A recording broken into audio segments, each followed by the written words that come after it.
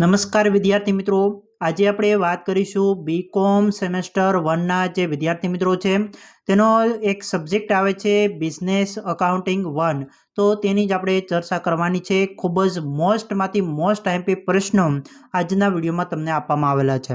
વિદ્યાર્થી મિત્રો, જ્યારે તમે પેપર ઉપર બેઠશો અને લખવાનું સ્ટાર્ટ કરશો અથવા તો પેપર એકવાર તમે જોશો ને એટલે આ વિડીયોને જરૂરથી તમે યાદ કરશો, કારણ કે આમાં જે આઈએમપી પ્રશ્નો આપેલા છે સેમ પેપરની અંદર 99.99% તેવા જ પ્રશ્નો દેખાવાની પૂરી પોસિબિલિટી છે।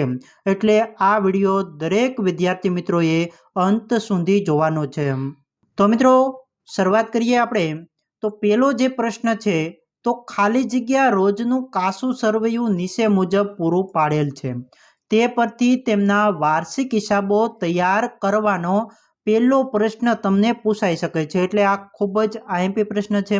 તમને આપેલું શું હોય છે કે કાસું સરવૈયું આપેલું હોય છે અને તે ઉપરથી વાર્ષિક હિસાબો તમારે તૈયાર કરવાનો પ્રશ્ન પૂછાઈ શકે છે। તે 10 માર્કનો પ્રશ્ન છે અને આની અંદર જે મોસ્ટ આઈએમપી હવાલાઓ છે, જો તમે હવાલા જુઓ ને તો કોઈ પણ પ્રશ્ન એવો હોય જેની અંદર હવાલાઓ આવા આપેલા હોય ને તો તે તમારે દાખલો ફરજિયાત કરવાનો છે, કરીને જ એક્ઝામની અંદર જવાનું છે।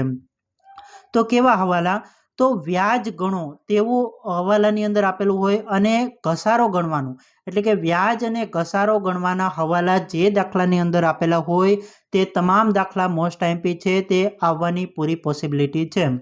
આગળ વાત કરું તો ખાલી જગ્યાના રોજ પૂરા થતા વર્ષનું નફા નુકસાન ખાતું અને તે જ તારીખનું પાકું સરવૈયું તૈયાર કરો। વિદ્યાર્થી મિત્રો, નફા નુકસાન ખાતું અને પાકું સરવૈયાનો એક પ્રશ્ન આવવાની પૂરી પોસિબિલિટી છે, એટલે ખાસ કરીને આ પણ તમારે દાખલા કરી લેવાના છે, તે પણ 10 માર્કમાં પૂછાઈ શકે છે। આગળ વાત કરું તમને તો ખાલી જગ્યાના સોપડામાં વ્યાજની ગણતરીનો કોઠો, ઓકે, અને યંત્ર ખાતું તૈયાર કરો। વિદ્યાર્થી મિત્રો, આમાં ખૂબ જ ઇમ્પોર્ટન્ટ વાત એ છે કે વ્યાજની ગણતરીનો કોઠો પૂછાવાની પૂરી પોસિબિલિટી છે। સાથે જ તમને વાત કરું તો યંત્ર ખાતોનો પણ પ્રશ્ન આવશે, ઓકે, આ બે મિક્સ પ્રશ્ન આવશે, આ બંને બનાવવાનું તમને કહેશે। ત્યાર પછી ઇમ્પોર્ટન્ટ વાત શું છે, તો શરૂઆતની બાકી ઉપર વ્યાજ ગણવાનું, ઓકે, તેવો કોઈ પણ દાખલો એવો હોય કે જેમાં શરૂઆતની બાકી ઉપર વ્યાજ ગણવાનું હોય ને તો તે કેવી રીતે ગણતરી કરવાની તે તમારે દાખલો કરી અને શીખીને પછી તમારે એક્ઝામ દેવા જવાનું છે। સાથે જ તમારે એ શીખી લેવાનું છે કે ઘટતી જતી બાકીની પદ્ધતિએ ઘસારો કેવી રીતે ગણવો, તો આ ખૂબ જ મોસ્ટ આઈએમપી પ્રશ્ન બને છે। આગળ તમને વાત કરું તો વિદ્યાર્થી મિત્રો, ચાલુ ખાતામાં વ્યાજ ગણવાની પદ્ધતિઓની ચર્ચા કરો, તે તમને પ્રશ્ન પૂછી શકાય છે। ખૂબ જ આઈએમપી પ્રશ્ન છે કે ચાલુ ખાતાની અંદર વ્યાજની ગણતરીની પદ્ધતિઓ કેટલી છે તેની ચર્ચા કરવાની પ્રશ્ન આવી શકે છે। આગળ મિત્રો વાત કરું તો હુંડીઓના દાખલા આવવાની પૂરી પોસિબિલિટી છે, એટલે કે હુંડીઓના દાખલા પૂછાય છે, પ્રીવિયસ યર પેપરમાં પણ જોવા મળ્યા છે, એટલે હુંડીઓના દાખલા ખાસ કરવાના છે। તેની અંદર એક સામટા નાણાં ચૂકવવા હોય તો ક્યારે ચૂકવવા જોઈએ કે જેથી બંને પક્ષને વ્યાજની ખોટ ન જાય, ઓકે, વ્યાજની ખોટ ન જાય તે રીતે તમને એક સામટા નાણાં ચૂકવવા હોય અને બંને પક્ષ હોય તો તે ગણતરી કેવી રીતે કરવી તે તમારે શીખી લેવાનું છે।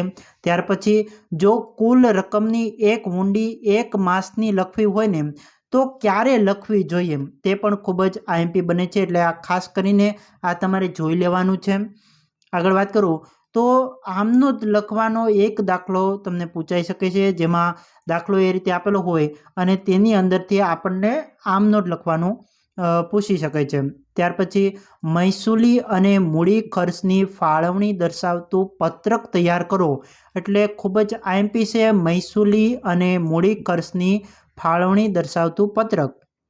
તે પત્રક ખાસ કરીને તમે કરીને જજો, કારણ કે ખૂબ જ આઈએમપી છે, તે પણ 10 માર્કમાં પૂછવાની પૂરી પોસિબિલિટી છે।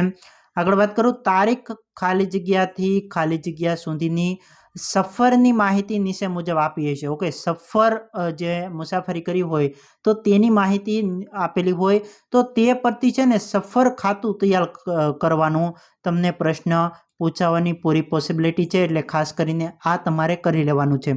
એટલે ખાલી જગ્યા તારીખથી ખાલી જગ્યા તારીખ સુધીની, એટલે કે તારીખ આપેલી હોય છે તે તારીખથી તે તારીખ સુધીની સફરની માહિતી તમને આપેલી હોય છે. તે પરથી તમારે સફરનું જે ખાતું છે તે તૈયાર કરવાનું છે.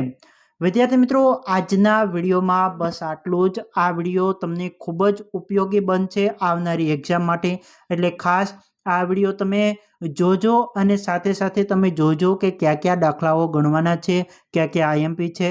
એટલે જ્યારે તમે એક્ઝામની અંદર બેઠો ને ત્યારે કોઈ પણ પ્રકારનો ડર તમારી અંદર જોવા નહીં મળે. ખાસ કરીને આ જે આઈએમપી પ્રશ્નો તમને આપ્યા છે તે તમામ કરી લેજો. વિદ્યાર્થી મિત્રો, સાથે જ આ વિડીયો તમને પસંદ આવ્યો હોય તો એક લાઇક જરૂરથી આપી દેજો અને અન્ય મિત્રો સાથે પણ શેર કરજો, જેથી તેને પણ એક્ઝામની અંદર હેલ્પફુલ થઈ શકે. સાથે જ તમે આ ચેનલ ઉપર નવા હોય તો નીચેનું સબસ્ક્રાઈબનું બટન દબાવી દેજો, જેથી આવનારા કોઈ પણ આઈએમપી પ્રશ્નો હોય, આવનારી કોઈ પણ એક્ઝામ હોય તેના ખૂબ જ આઈએમપી પ્રશ્નો તમને મળી શકે. ફરી મળીશું. નમસ્કાર.